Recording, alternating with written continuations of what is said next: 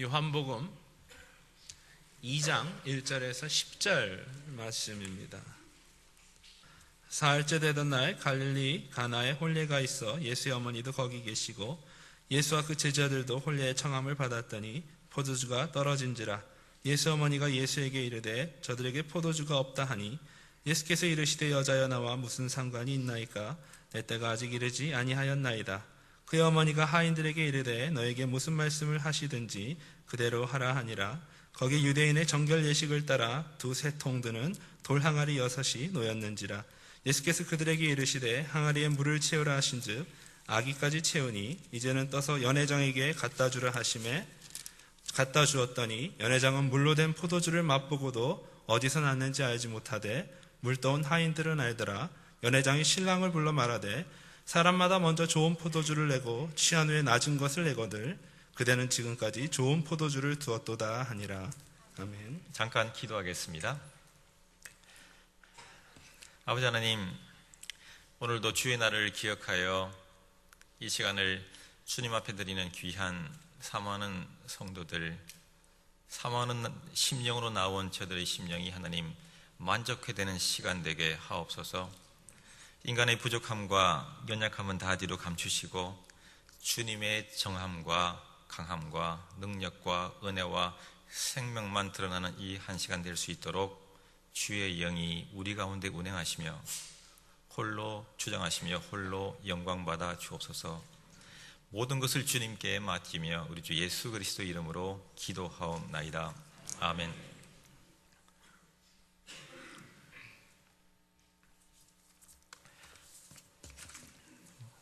제가 베다니 장로교회는 2003년도에 한번 온 것 같습니다. 아마 기억하시는 성도님들이 계실지도 모르겠습니다만, 제가 공부를 마치고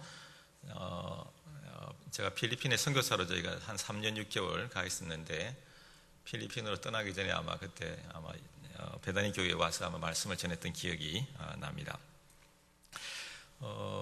여러 해 전에 제가 읽었던 아티클에서 본 내용입니다. 미국 USC, University of Southern California 남가주 대학에서 그쪽 지역에, 그러니까 카운티에 살고 있는 60세 이상 되신 어르신들, 지금 뭐 60세 이상이라고 해봤자 어르신 대접도 못 받습니다만은 오래전 좀 통계입니다. 60세 이상 되신 분들이 얼마나 평균 수명이 오래 사시는가를 꽤 오랜 시간에 걸쳐서 조사를 했고, 또 이분들 가운데 교회에 다니시는 분들과 다니시지 않는 분들이 상관관계를 조사를 했더니 다음과 같은 결과가 나왔습니다.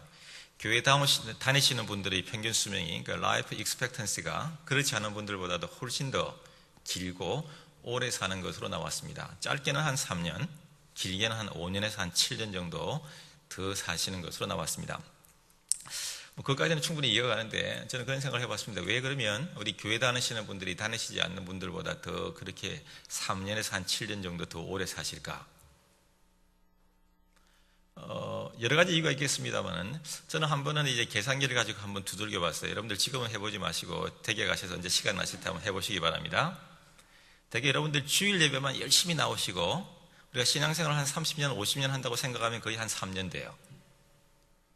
주일 예배뿐만, 대예배뿐만 아니라 오후 예배까지 오시면 한 5년 되고, 그 다음에 구역 예배 모임이라든지 새벽 기도까지 나오시면 한 7년 돼요.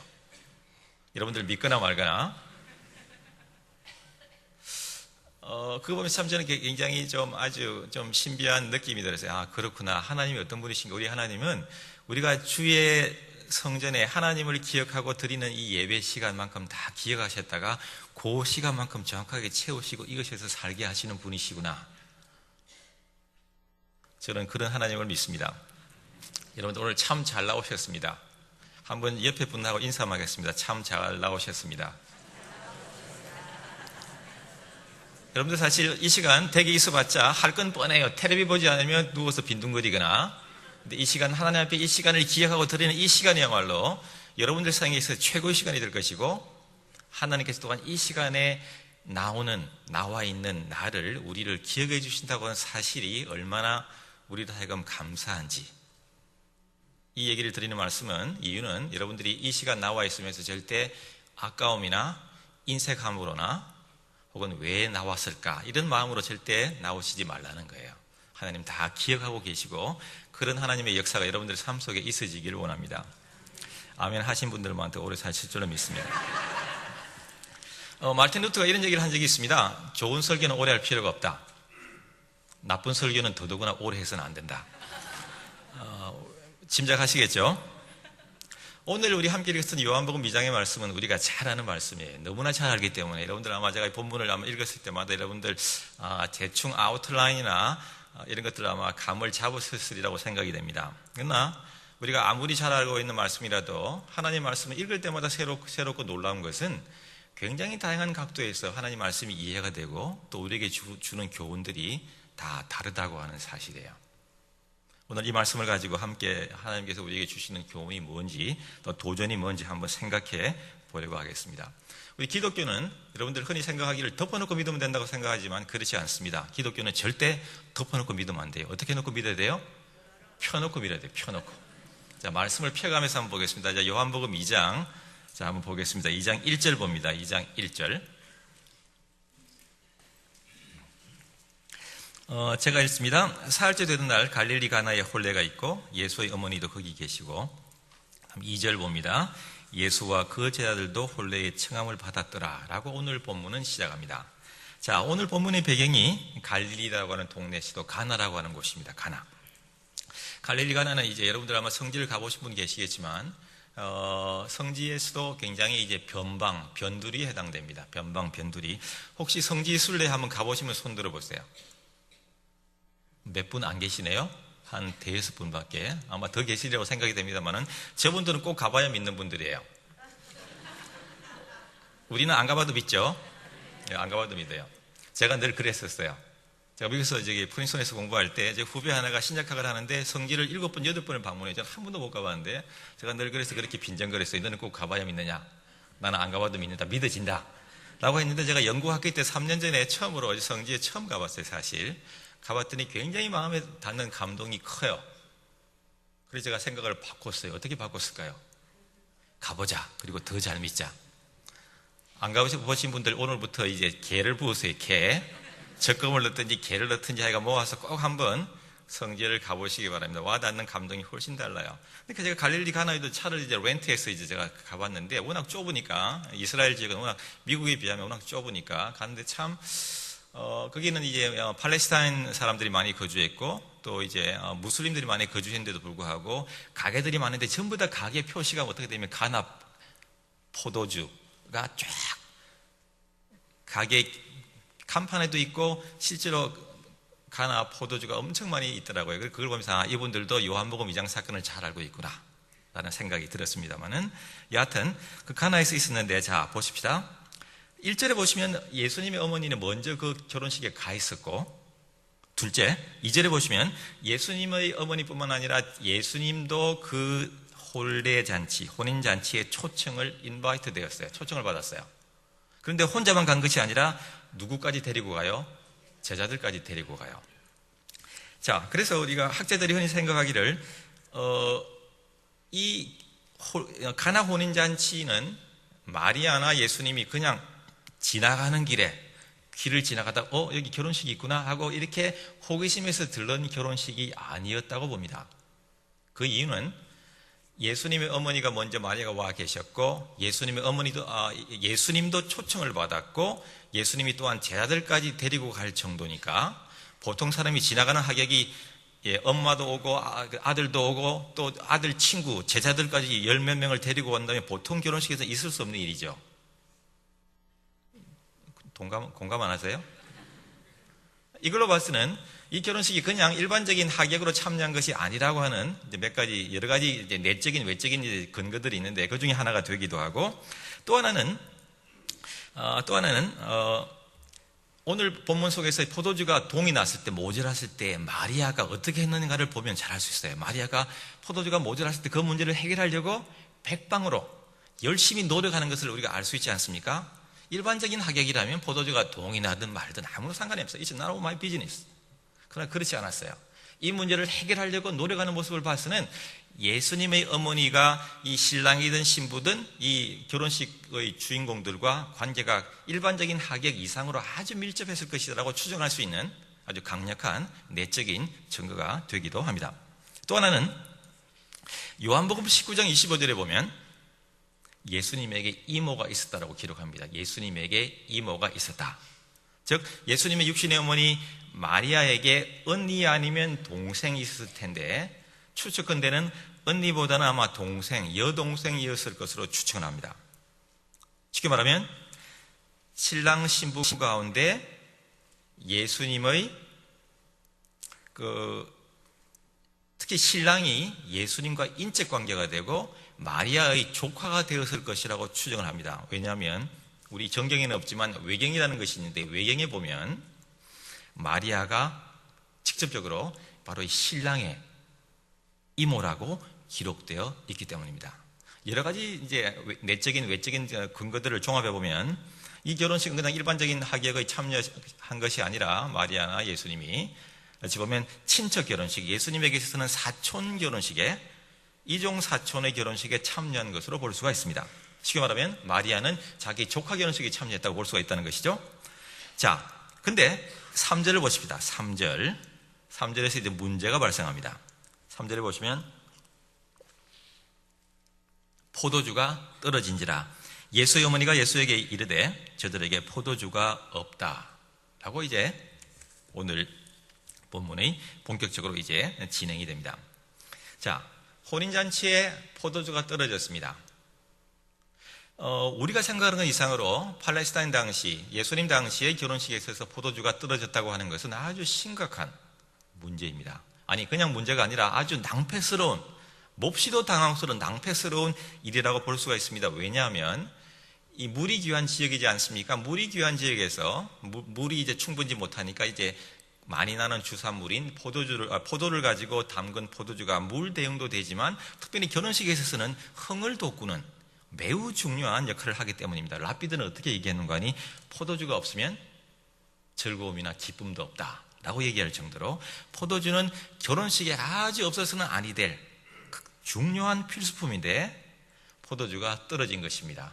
굉장히 당황스러운 낭패스러운 일인데 왜 어떻게 하다 이렇게 포도주가 떨어졌을까? 몇 가지 가능성이 있겠지만 아마 그 중에 몇 가지, 한두 가지 가능성만 우리가 추측해 본다면 첫째는 하객들이, 손님들이 생각한 것보다 많이 왔거나, 그죠? 예수님이 무려 12명이나 제자들을 데리고 왔으니까. 또 하나, 예상은 충분히 했지만 초청받은 하객들이 생각보다 훨씬 더 많은 양의 포도주를 뭐예요? 벌컥벌컥 마셨거나. 그러니까 몇 가지 가능성이 있겠지만 어쨌거나 중요한 건 포도주가 모자라게 됐어요. 이 상황 속에서 3절 하반절을 보겠습니다. 예수의 어머니가 예수님에게 이르시되 저들에게 포도주가 없다. 첫째, 오늘 가나 혼인잔치의 기적사건은 예수님의 어머니 마리아가 예수님에게 우리에게 아니 저들에게 포도주가 없다라고 상황을 알림으로 인해서 문제가 해결되기 시작하는 아주 기초적인 단계를 제공했다고 하는 것을 기억할 필요가 있습니다. 이것이 뭘까요? 상황을 상황 그대로 아뢰는 것, 예수님에게 나와 상황을 상황대로 아뢰는 것, 이것은 저는 바로 기도라고 생각합니다. 기도를 여러 가지로 설명할 수 있겠지만 기도라고 하는 것은 내 삶 속에서, 아니 내 가정 속에서, 아니 내 자녀들과의 관계 속에서, 아니 우리가 기업을 운영하거나 가게를 운영하거나 여러 가지 상황 속에서 필적한 것, 부족한 것을 하나님 앞에 나와 그대로 아뢰는 것이 저는 기도라고 생각합니다. 이 기도는 누구나 가질 수 있는 특권이 아니에요.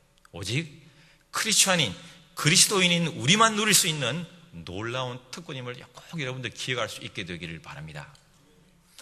제가 89년도에 우리 신학대학원에 제가 재학 중일 때 89년 1월 달에 인도로 한 달여 동안 선교 실습을 나간 적이 있습니다. 필드 출입을 나간 적이 있는데 그때 서울에서 인천에서 싱가포르까지 싱가포르 에어라인 SQ라고 하는 싱가포르 에어라인을 타고 이제 비행기를 타고 처음 이제 가고 그다음에 싱가포르에서 이제 인도 체나이, 뉴델리까지 또 이제 가는 뉴델리가 아니고 마드라스로 가는 비행기를 바꿔 타고 갔었는데 처음 제가 비행기를 탔어요.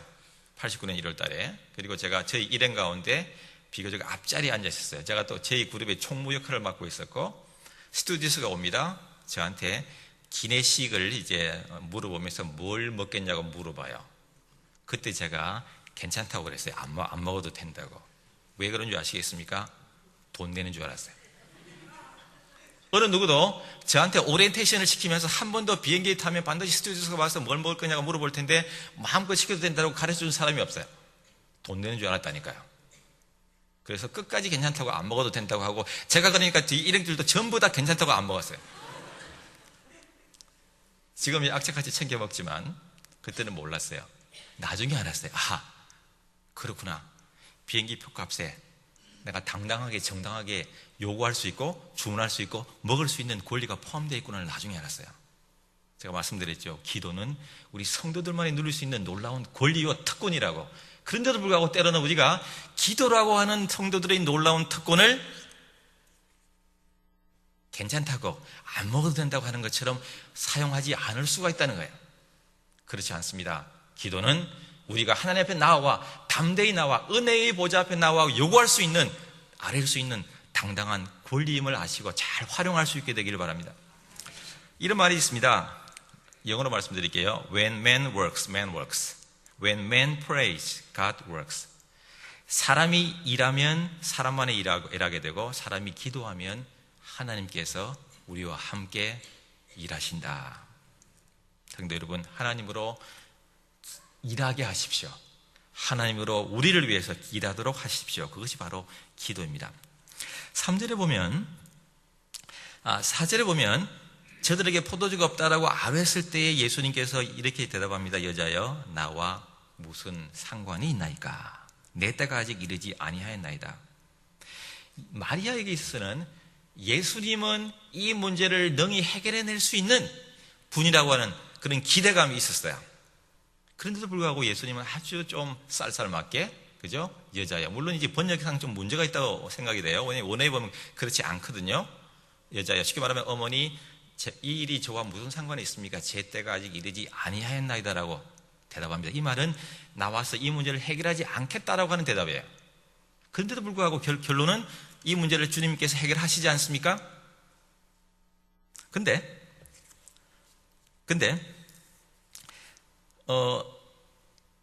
무엇이 예수님으로 하여금 내 때가 이르지 않았고 내가 이 문제를 해결하지 않겠다고 했지만 예수님의 마음과 태도를 바꾸어서 이 문제를 해결하게 했을까요? 그에 대한 해답은 바로 5절에 있습니다. 5절을 보십시다.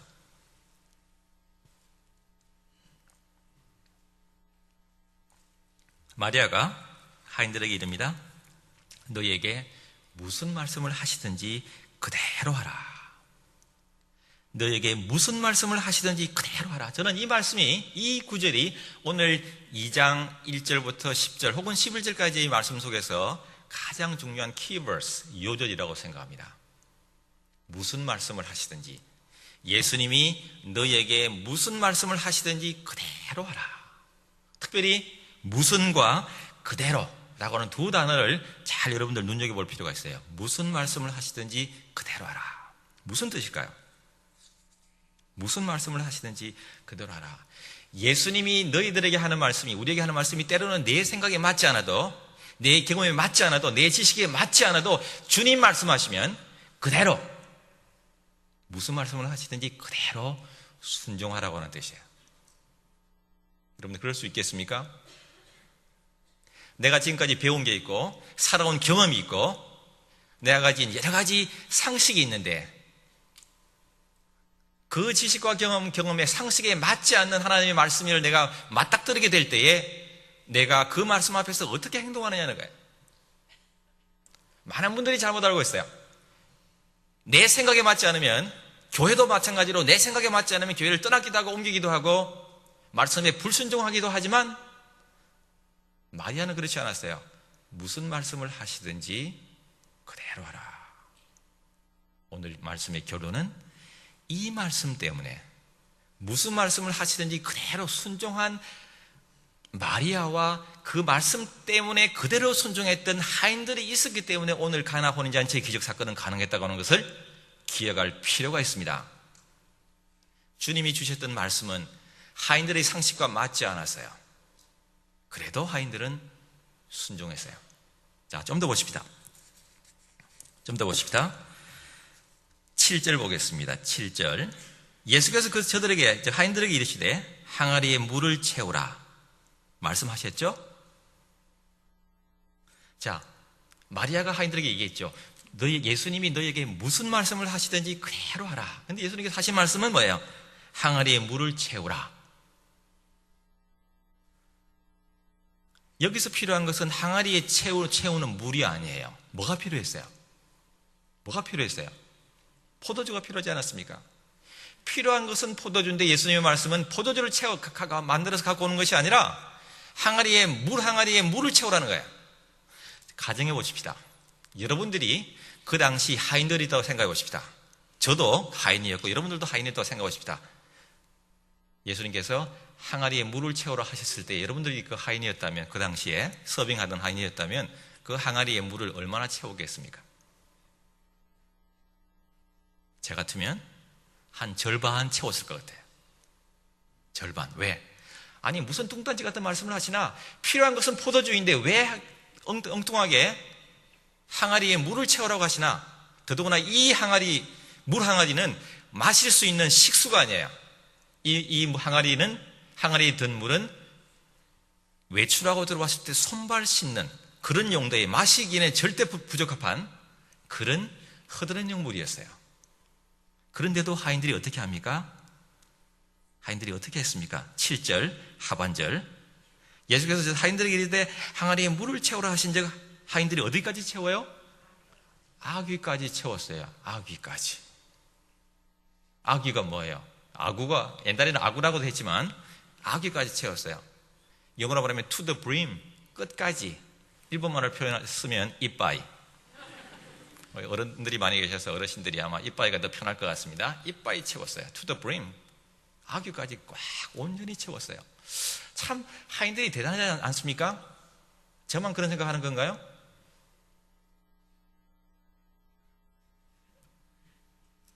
어떻게 아구까지 채웠을까? 어떻게 아구까지 채웠을까?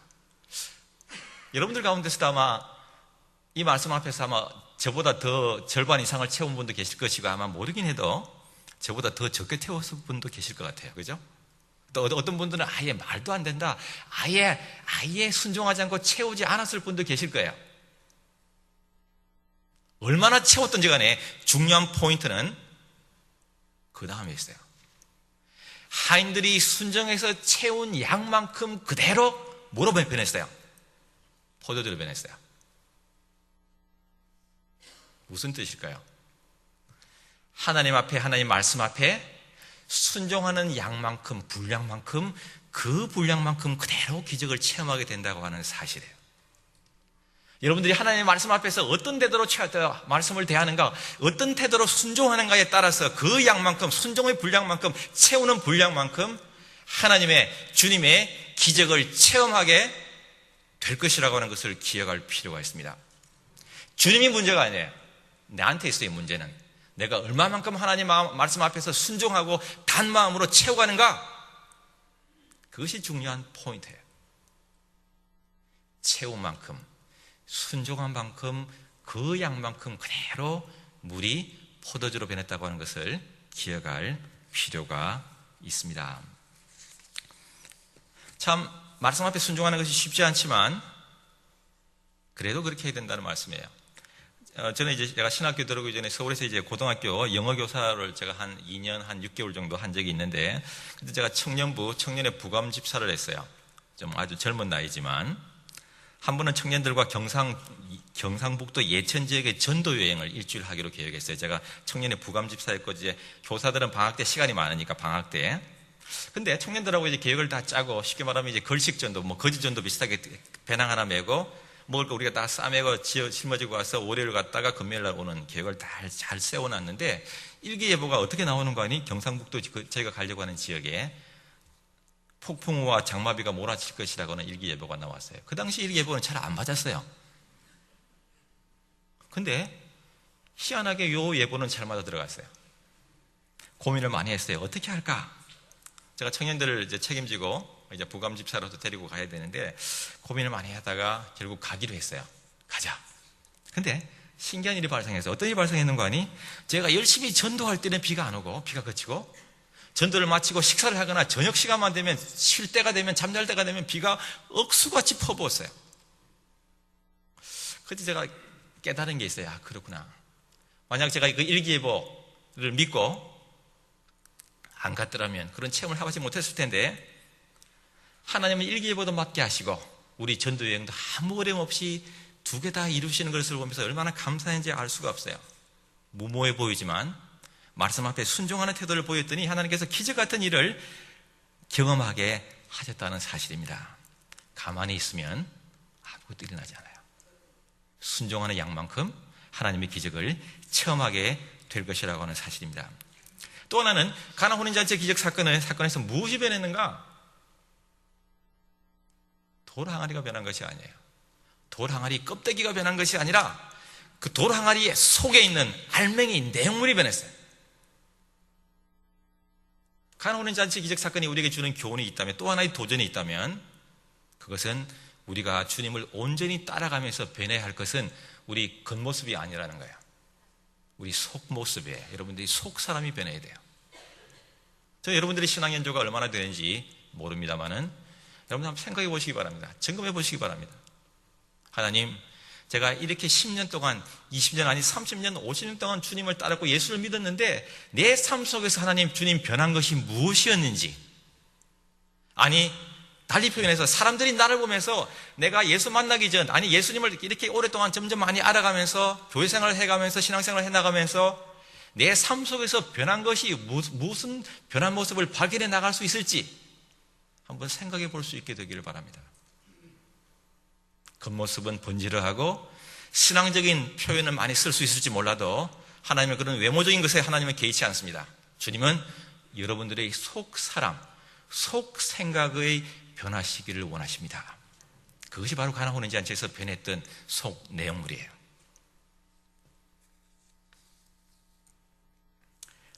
또 하나는 마지막으로 요거 하나만 하고 말씀을 맺겠습니다.